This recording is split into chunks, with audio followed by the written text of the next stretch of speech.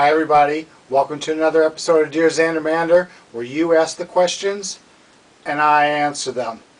Don't forget, I have a special guest this week, and this is a very special guest, an American music legend. Stick around for his question at the end of the show. Until then, let's get to your letters and your questions, okay?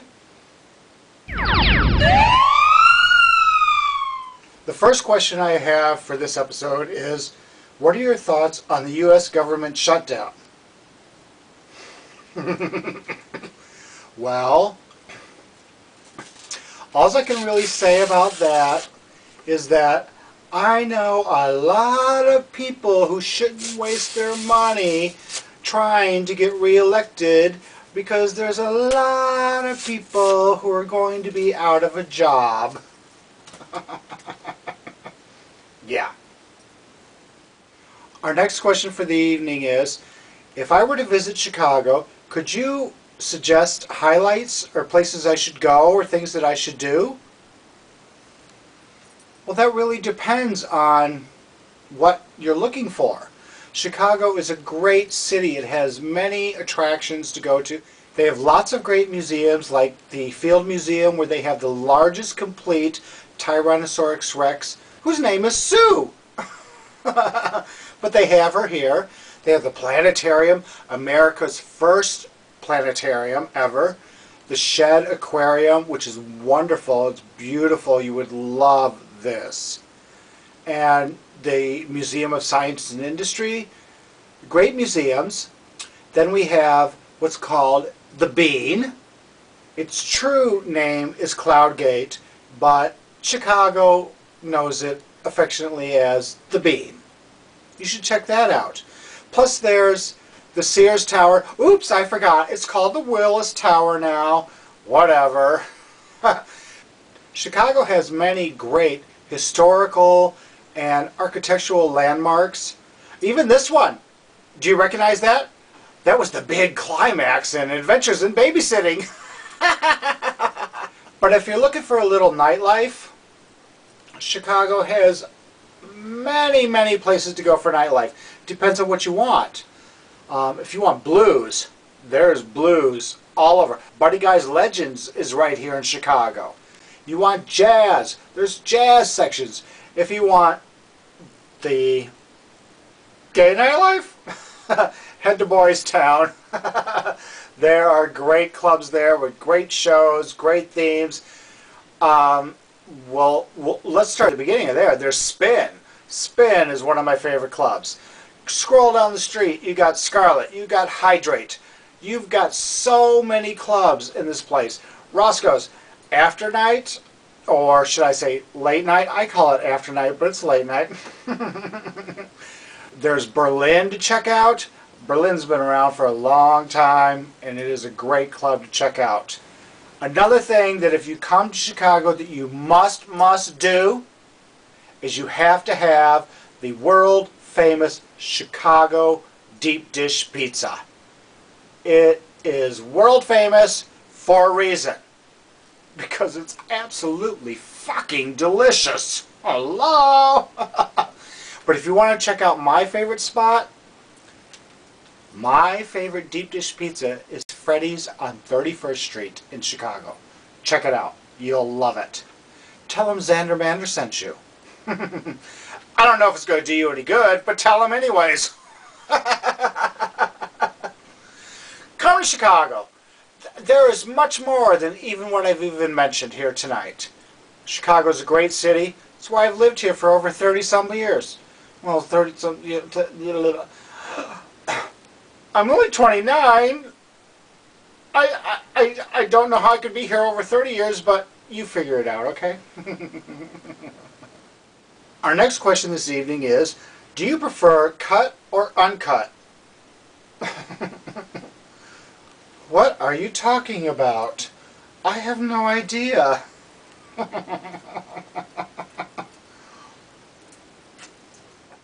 The next question is, you have mentioned that you've gone to a lot of concerts and that you love live music. What was your craziest concert experience? Like, wow. I have literally been to hundreds and hundreds and hundreds and hundreds of concerts because, as you said, I love live music. My craziest concert experience had to have been when I went to see a 3-band lineup. The bands were The Dictators, AC/DC with the original lead vocalist Bon Scott, and Thin Lizzy. That night, 2 crazy things happened. But let me back it up. I was seeing a friend of mine that day at school. Yes, I went to school, believe it or not. And it wasn't night school. They made me get up before the sun went down. Damn them. Anyways, I met this girl named Martha. Beautiful, gorgeous redhead. The next day in school, she was a beautiful, gorgeous brunette. She changed her hair color in 2 days. I loved it. But that day, she invited me to go to a concert that evening, which was The Dictators, AC/DC, and Thin Lizzy at the Aragon Ballroom. I'm sorry, it's called the Aragon Ballroom. It's here in Chicago, but we call it the Brawl Room for a reason, which you're about to find out. So we went to the concert that evening. We were within the first 5 rows because Martha was dating the head of security at the time. I told you she was hot. Hello.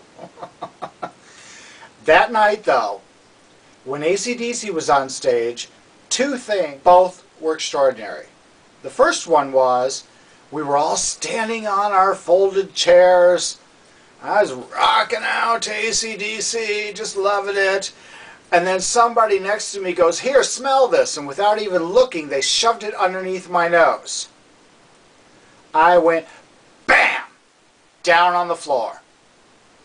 The motherfucker shoved poppers, rush, whatever people call it these days. It's a little vial of, like a little brown vial, and I didn't even get a chance to say no. I didn't get a chance to say anything. They just shoved it up my nose. I inhaled, you know, just breathing. Bam! Down on the floor. Fortunately, I was able to get back up a few minutes later with help of my friends. After I recovered from that, I was back in my chair. We're all watching AC/DC rock out, and then Angus Young, the guitarist, he jumps up in the air, and he comes down on his knee and splits his knee open right on the stage. But he gets right back up and he does that crazy fucking dance he always does. And as he's doing it, every time he hits that leg, blood was gushing out. It was just gross but exciting all at the same time. I mean, this was rock and roll, baby. And to hear Bon Scott's wailing voice at the time, wow. The next thing to happen, remember I told you the girlfriend, Martha, that I was going to the show with? Her boyfriend, as I said, was head of security. He was up there in front of the stage, and then some motherfucker tries to rush the stage with a big, huge fucking knife in his hand. As Martha's boyfriend is trying to drag him down, the guy slices his head open with the knife. But he kept going. Blood all over his head, blood everywhere. He was bald, shaved bald, by the way, so you can see the blood everywhere. But he still dragged him down, and security got this guy with the knife out. That was crazy. And if I wasn't disgusted enough, I had to pee. So I go to the bathrooms, and there's not urinals, there's not stalls, there's one big trough, like horses and cows eat out of, that everybody's peeing in. That wasn't the bad part. The bad part was there was over 1.5 inches to 2 inches of pee and water and urine and shit all over the floor that you had to step in. Bitch, They weren't Prada, but the boots I was wearing cost me a lot more than the pee I was about to step in. Or the drugs that was flowing through them. That was one of my craziest concert experiences. But, said it before, and I'll say it again. That's rock and roll, baby. And I love it. Alright, well, let's get to our next question, shall we? That was a fun trip down memory lane, but let's go on to the next. Our next question is, what do you feel was the greatest moment a person could have as an American? Well, should I be honest here?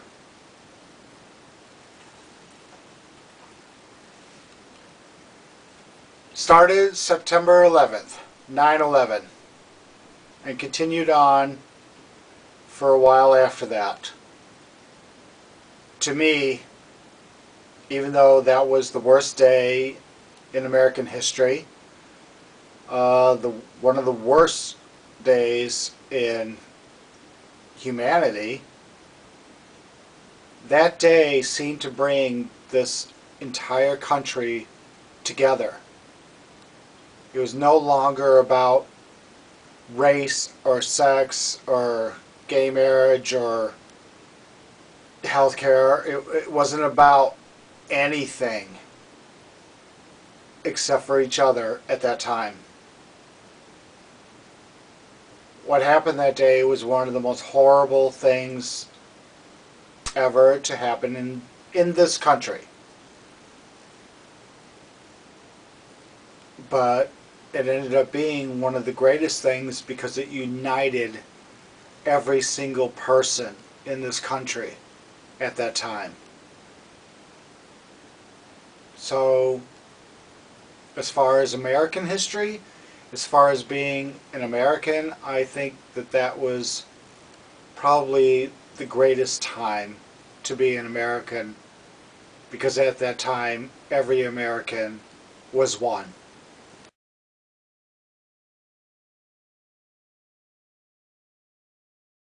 Here's our fun time. It's trivia time.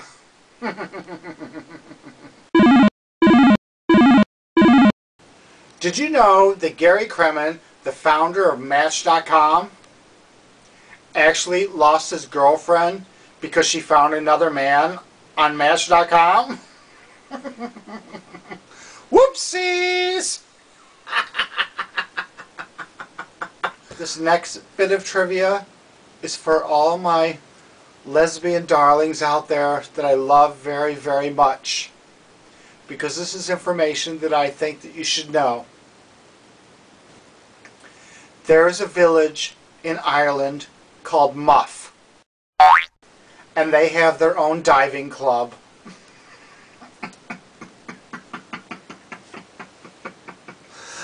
I'm sorry, I'm trying not to laugh, but Muff Diving Club. How many of you are booking tickets right now? Hello? Here's a tragic piece of trivia.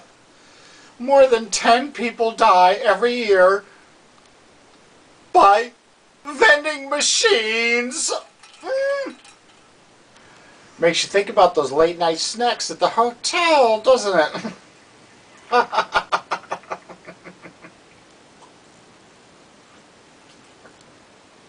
But if it's vodka, it's okay. Our next bit of trivia is Evanston Township High School in Illinois would play Justin Bieber's Baby. What? Justin Bieber's Baby? I don't do Justin Bieber on my show. Stop this shit. Don't read it, you'll like it. Are you serious? Yes. Evanston Township High School in Illinois would play Justin Bieber's Baby in between classes for a fundraiser. Okay, this is funny.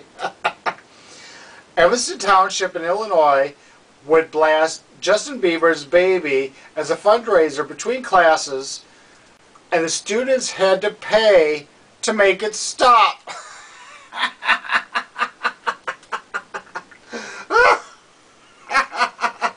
They raised over $1,000 in 3 days to make that shit stop.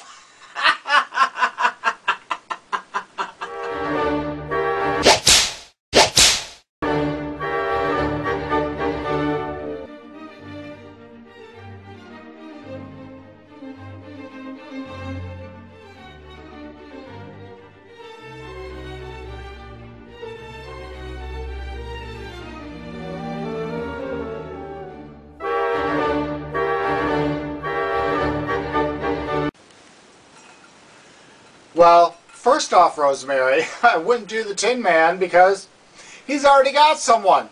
See?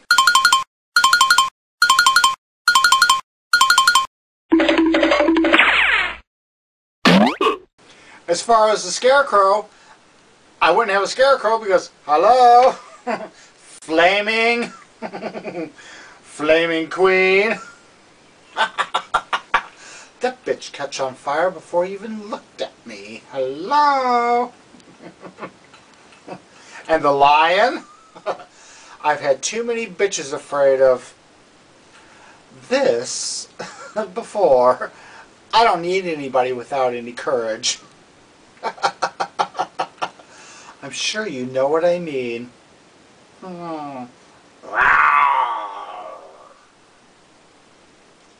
Guess what time it is, everybody? My favorite time.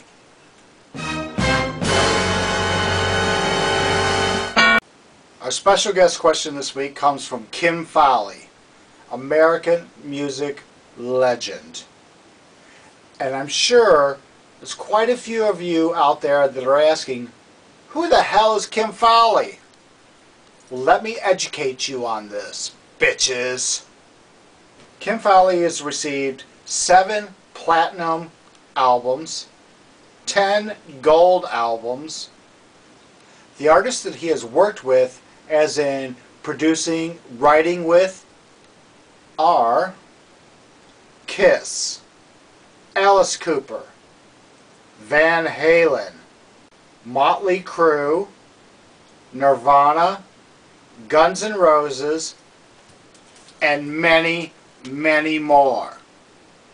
The one project that Kim Fowley is probably most remembered for is his management production of the group The Runaways, featuring Joan Jett, Cherie Currie, Lita Ford, Sandy West, and Jackie Fox.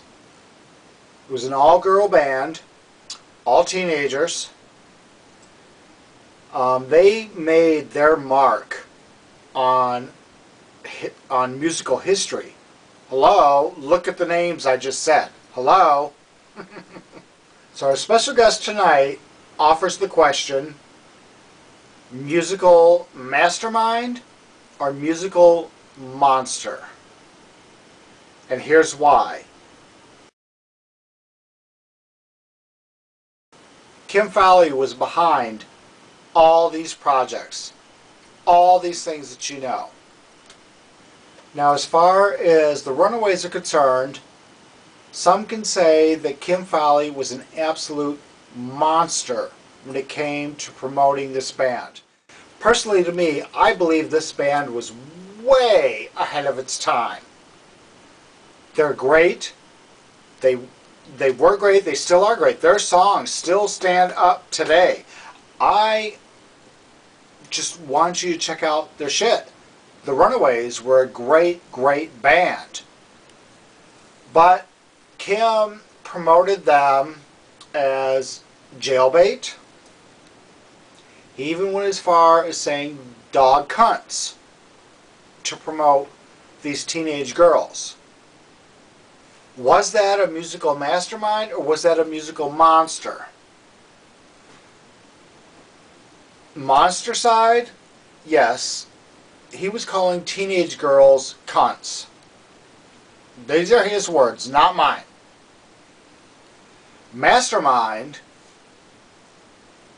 here we are, 40 years, almost 40 years later, still talking about them, still talking about him.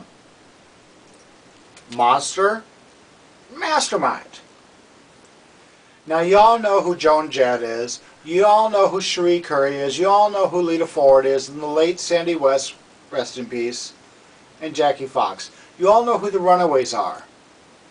Kim Fowley was, in my opinion, the mastermind behind that band, but he was also the monster behind that band. If you want to see kind of what I'm talking about, check out the movie, The Runaways. Yes, the movie, The Runaways. There was a movie made about them, starring Kristen Stewart and Dakota Fanning. Kristen played Joan and Dakota played Cherie. It was based on Cherie Currie's book, and Michael Shannon played Kim Fowley in the movie. Michael Shannon, in case you don't know, he's on Boardwalk Empire, and he played General Zod in the latest Superman movie, Man of Steel. That was him. But he played Kim Fowley in this movie.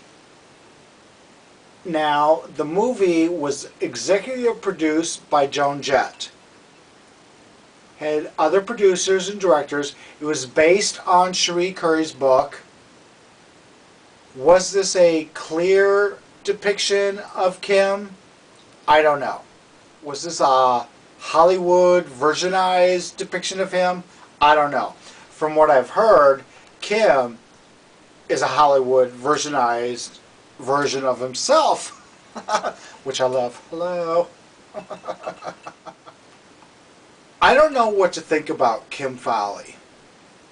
For years I hated him for the way that he treated, or that I was told, you know, by all the magazines, the rock magazines, music magazines, that, you know, I was told that this is the way he's treating them. And the reason I think that is because of everything that he's done, you know, before, during, and after all of that. Which brings back the question, was he a musical mastermind or was he a musical monster? And even today, you know, today, Kim is 74 years old. He's had a really bad run of luck lately. He's had 2 botched surgeries for bladder cancer. He's in a wheelchair. But the thing that kills me, or gets me, is just recently, he's recording with Lita Ford and Cherie Currie again.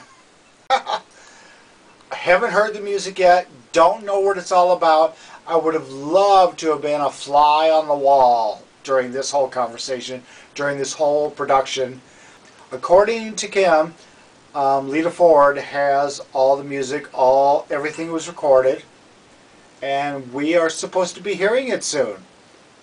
I hope so, because here we are, 40 years later, after all that.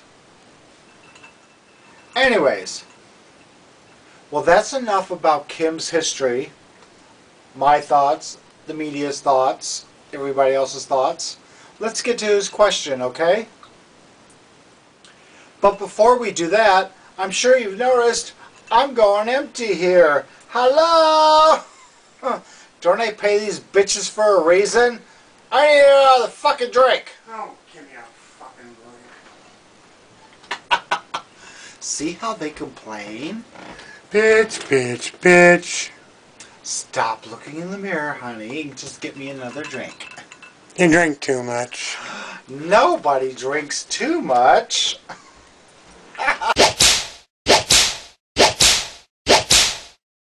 Here's Kim's question for me.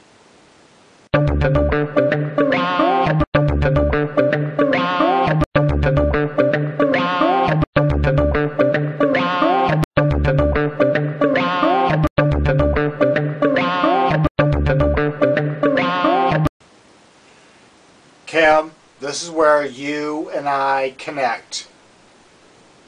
I don't know. I don't know. Kim, if you've watched my previous episodes, and as the people out there have watched, the fans have watched, they all know that I really can't stand auto-tune. I do not like the music scene today. I don't know how to answer. I don't know how to answer any of these questions, Kim. I've been waiting for the next Beatles. You know, during the 70s, you know, we got some great, great bands that actually wrote their own music. They sang their own music. They performed their own music. It was a fabulous, fabulous time. Today we got... Who do we got?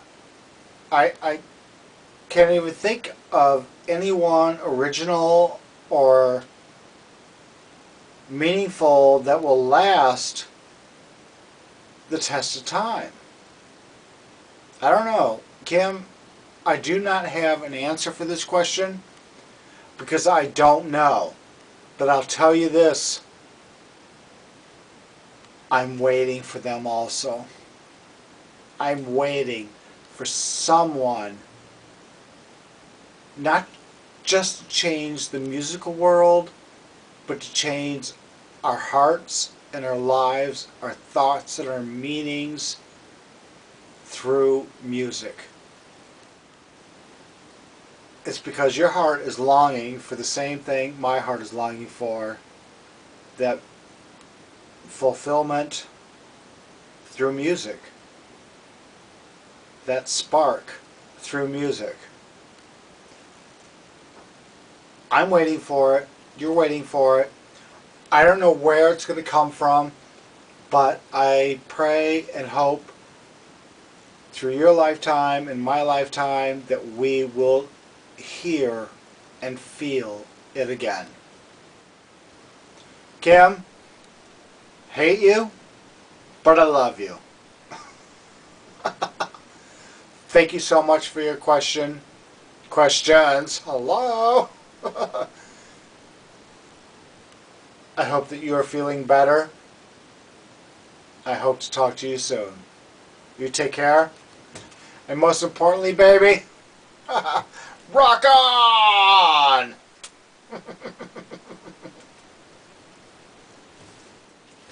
You know, Kim may be 74 years old, but he is still very active in music and social media and appearances, and he's just still here. He's still with us. He's still going and he's still rocking on. If you want to connect with him, here's the ways to do it.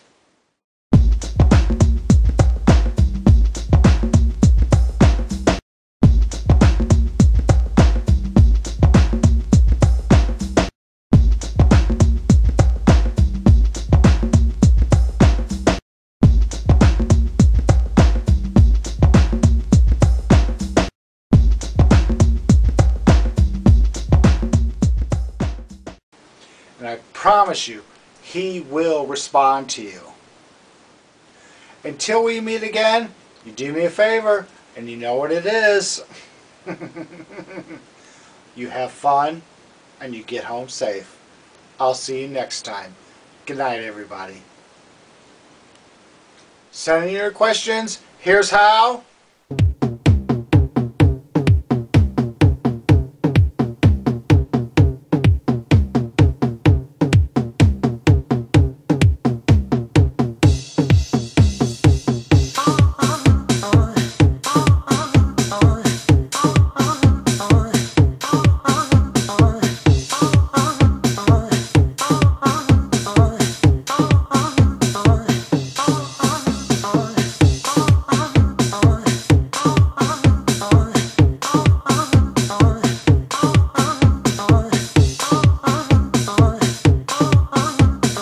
Subscribe, bitches!